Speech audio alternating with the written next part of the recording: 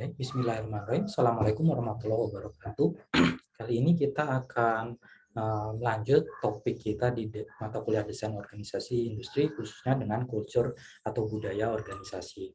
Jadi ini terkait sekali ya antara budaya dan struktur, di mana kita sudah belajar di sebelumnya.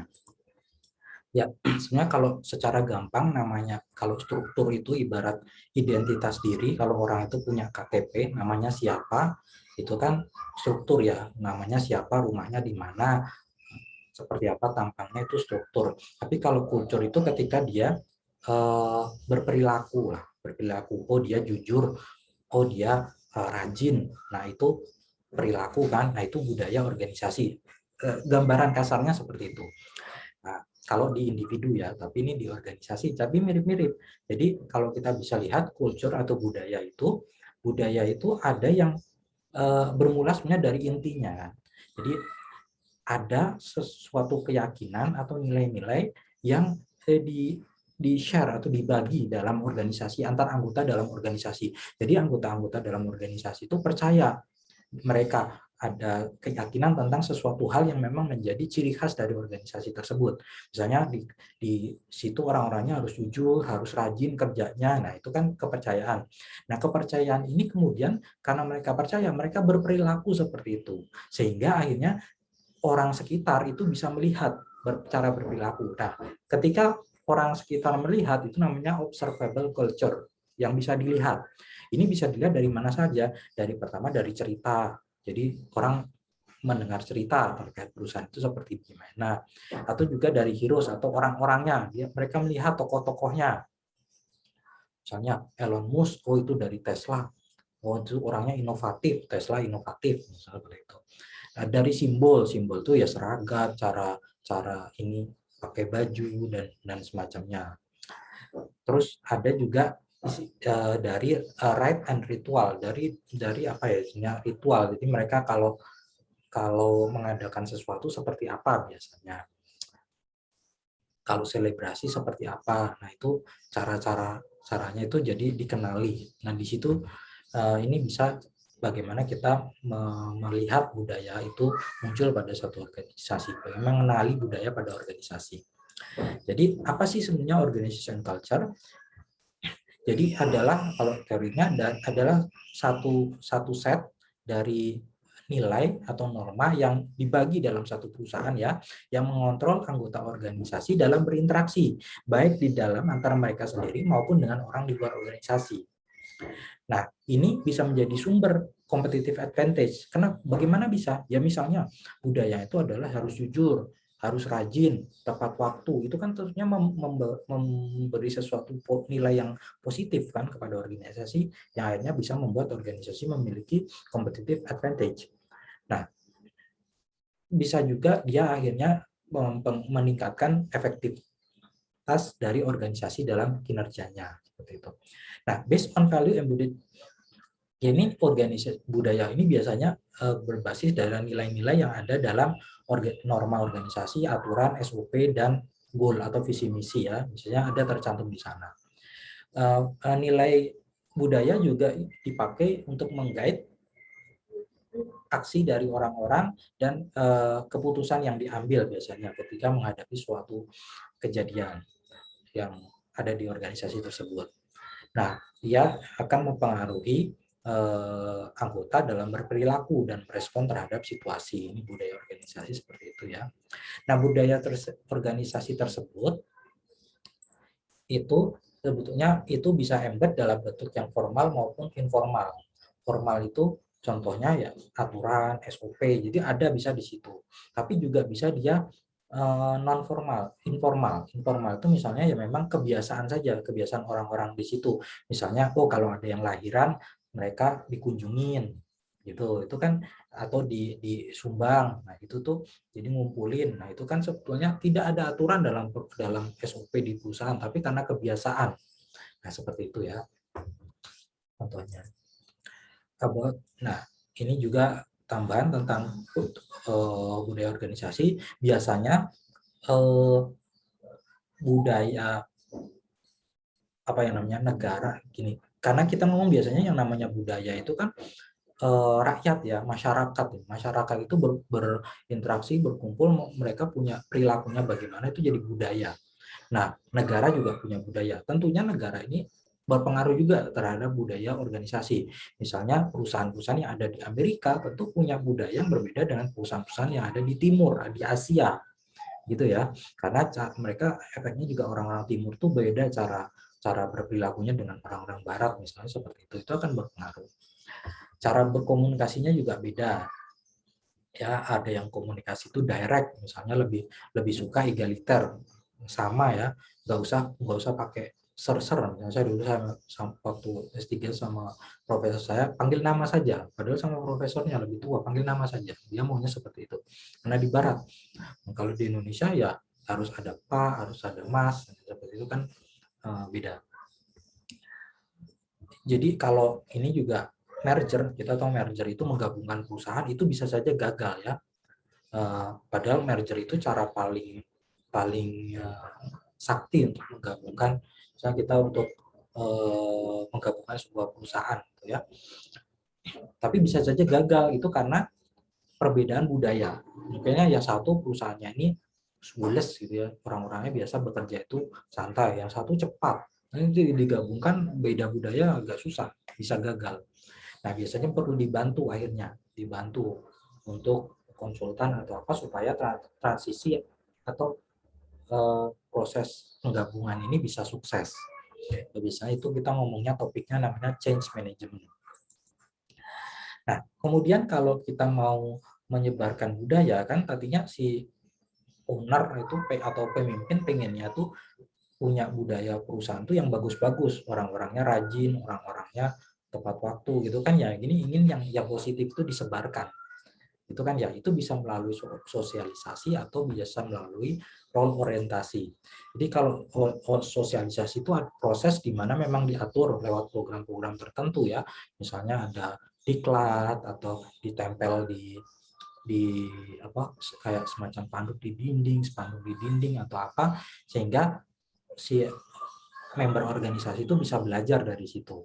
Tapi ada juga yang role orientation. Jadi ini itu ada karakteristik di mana orang baru itu biasanya mereka mengamati, kan tidak semua kadang tertulis ya. Ada hal-hal yang tidak tertulis. Nah, ini bisa diamati oleh orang-orang tersebut. Orang-orang baru ini bagaimana bisa mengamati, oh jadi mereka belajar dari situ. Nah, tadi kita ngomong salah satu cara mengenali budaya organisasi itu dari mana ya? Itu dari cerita, seremonis atau bahasa dari organisasi. Ya, kalau rite itu apa? Jadi rite itu kan ritual ya. Ritual itu kebiasaan-kebiasaan ketika memang ada event-event tertentu di perusahaan tersebut.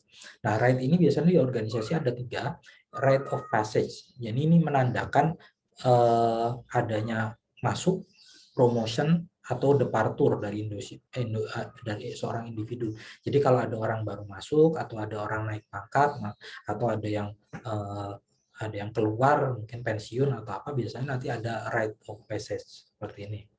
Nah, ini menandakan bagaimana mereka menghargai orang-orangnya, misalnya. Terus ada rite of integration, set announcement of organization success, office parties, and annual gathering. Jadi ini biasanya ritual di mana untuk mengintegrasikan orang-orang ya, kadang ya seringnya biasanya organisasi seperti itu, di akhir tahun ada annual gathering. Ya mungkin kalau corona ini nggak ada ya, tapi biasanya rata-rata perusahaan itu rata-rata menyempatkan itu supaya apa? Supaya orang-orangnya itu bisa saling ketemu. Karena penting kan, supaya jangan mereka tuh terkotak-kotak pada unit-unitnya atau departemennya sendiri. Dan ada right of enhancement, jadi ritual untuk enhancement. Ini biasanya bentuk reward, kontribusi atau public recognition of an employee. Jadi misalnya ada employee of the week, employee of the year, fotonya dipampang, jadi menghargai kan, supaya memotivasi yang lainnya juga. Ini kebiasaan. Ya, tadi sudah. Nah, sumber-sumber dari budaya organisasi ini bisa dari pertama ya, dia karakteristik dari orang-orang yang ada di organisasi itu sendiri. Jadi karena namanya perilaku itu embed di orang ya, padahal organisasi kelompok orang. Jadi mau nggak mau karakteristik dari orang-orang yang ada di organisasi akan berpengaruh. Makanya biasanya salah satu tahapan hiring atau merekrut orang itu bisa ada wawancara untuk melihat bagaimana sebetulnya kedekatan antara sikap dia, perilaku dia dengan budaya organisasi. Kalau jauh, susah. Ada organisasi etik juga. Jadi ini moral value, belief, and rules. Jadi ini memang etik, apa yang memang nilai-nilai yang memang dipercaya di sana. Seperti itu. Property rights. Jadi organization give the ability to use organization resource. Jadi di sini ada dari kepemilikan, hak kepemilikan. Jadi ketika si perusahaan itu memberikan contohnya bagian saham gitu kan, atau ya itu kan udah jelas nanti yang punya memiliki juga. Tapi intinya gini, diharapkan kalau si karyawan itu merasa memiliki sama perusahaan itu tersebut, maka dia juga akhirnya dia sayang atau dia partisipasinya tinggi, ya kan? Kalau ini saya juga memiliki, ya saya merasa memiliki gitu. Tapi kalau dia di perusahaan itu sekedar saya kerja dibayar gitu kan dia kayaknya rasa sense of belonging-nya itu rendah. Nah ini seperti ini. Struktur organisasi biasanya ini juga berpengaruh ya, apakah dia mekanistik atau organik, centralized atau decentralized itu ya. Ini akan berpengaruh dengan budaya. Misalnya biasanya kalau dia di mekanistik, dia mungkin budayanya itu agak kaku, harus ada mungkin memperhatikan banget senioritas. Tapi kalau organik dia lebih fleksibel ya, seperti itu, lebih cepat dalam pengambilan keputusan misalnya. Nah, jadi organizational etik ini bisa dipengaruhi dari societal etik, professional etik, sama juga individual etik. Jadi dari individunya, orang-orang, dari profesinya, jadi mungkin dari asosiasi, dokter itu punya etik-etik yang berbeda gitu dengan bisnismen, cara yang berbeda. Sosial etik ini dari masyarakat punya cara-cara yang etika yang berbeda. Ini mempengaruhi jadi organisasi itu sendiri, karena organisasi itu pasti ada orang-orang itu mereka punya profesi ya di dalamnya, apakah mereka profesi tertentu, perusahaan tertentu. Nah itu akan berpengaruh. Misalnya dosen di universitas itu kan organisasi, orang-orangnya ada dosen, mereka punya karakteristik yang berbeda dosen itu dengan misalnya karyawan di perusahaan manufaktur misalnya beda.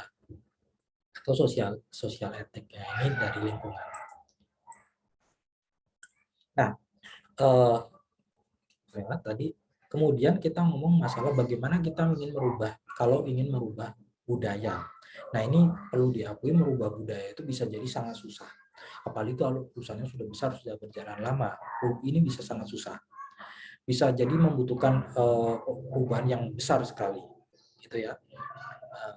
Beberapa caranya adalah dengan meredesain struktur. Jadi memang strukturnya itu karena tadi terkait ya, identitasnya siapa, perilakunya gimana, bisa jadi kita merubah struktur supaya kita mungkin lebih ramping, jadi merubah budaya bahwa kita ini organisasinya gesit, nggak lama bergerak dalam atau pengambilan keputusan.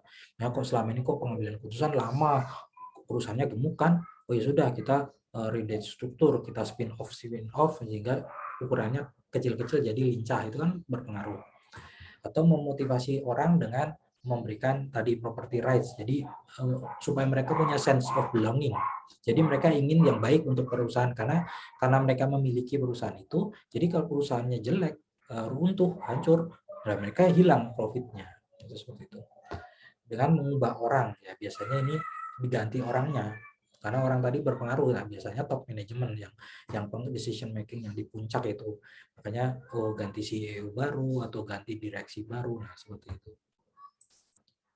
Nah kemudian kita ngomong masalah social responsibility juga ya. Jadi kenapa kok ngomong ini, karena jadi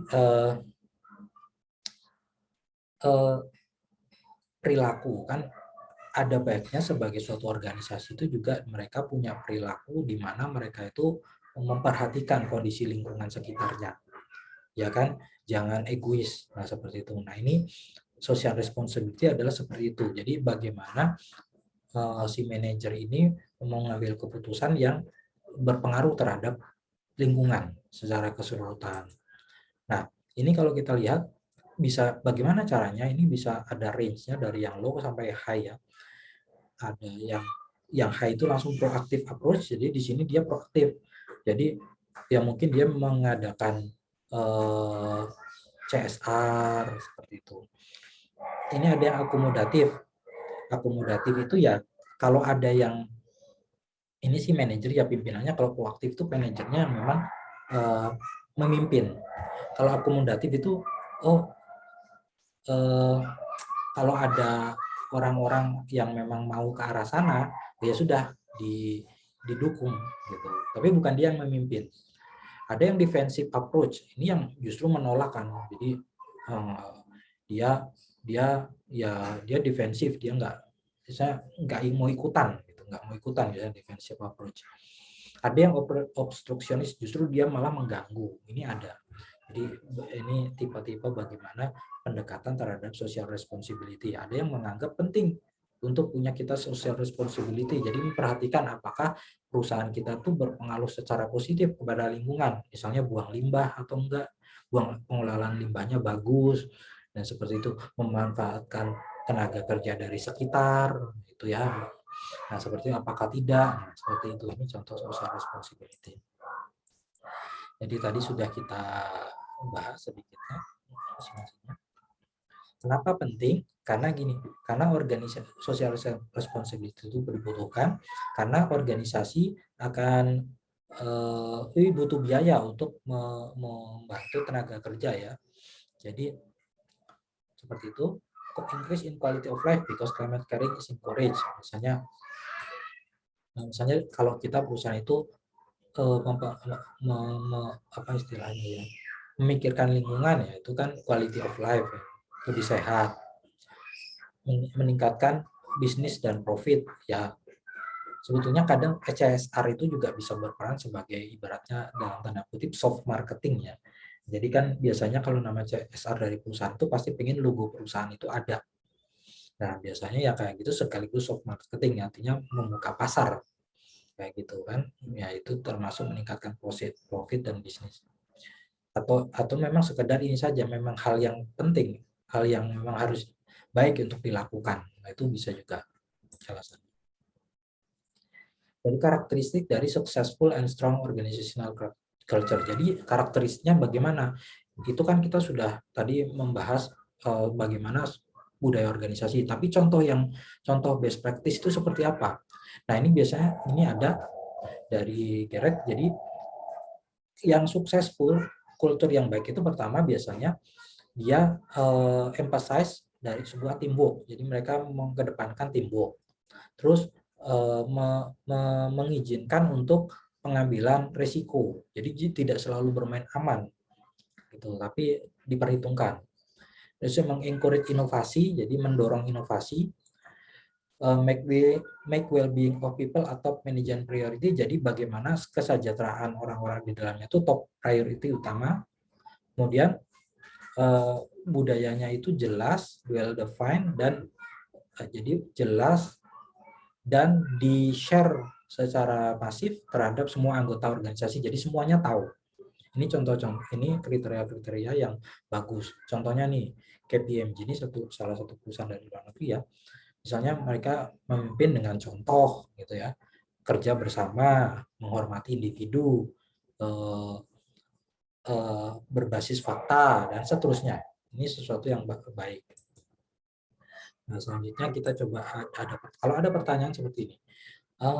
Apa yang menurut Anda